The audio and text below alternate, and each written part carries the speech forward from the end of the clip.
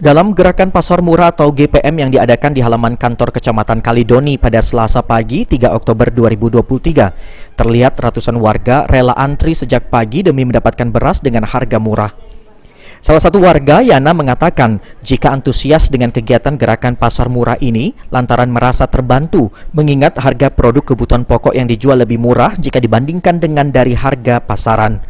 Diharapkan GPM ini lebih sering lagi dilaksanakan oleh pemerintah. Yuk, Cak mana yuk komentarnya dengan adanya pasar murah ini? Alhamdulillah lah ngebantu.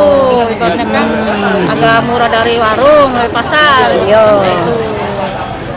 Ya, kalau bisa sih sering-sering ya dak. Ya hari kalau ada. Kepala Dinas Ketahanan Pangan dan juga Peternakan Sumsel, Ruzuan Effendi, mengatakan gerakan pasar murah ini dilakukan agar masyarakat bisa membeli sembako dengan harga yang sesuai, guna menjaga kestabilan harga pangan di pasaran agar tidak mengalami kenaikan yang lebih tinggi. Nantinya GPM ini tidak hanya dilakukan di Kota Palembang, namun akan dilakukan di 6 kabupaten kota di Provinsi Sumatera Selatan. Nah, kita berharap dengan adanya GPM ini, masyarakat langsung bisa membeli dengan harga yang sesuai. Nah ini, tentunya ini bisa membantu mereka dalam hal pengeluaran satu.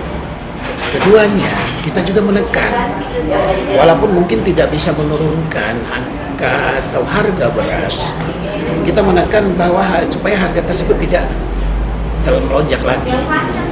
Gitu. Dan ini akan kita lakukan secara masif. Kita nanti tanggal 16, dan ini tidak hanya di kabupaten, di provinsi saja atau di Kota Palembang saja, tapi di seluruh kabupaten kota, ada di 6 kabupaten kota.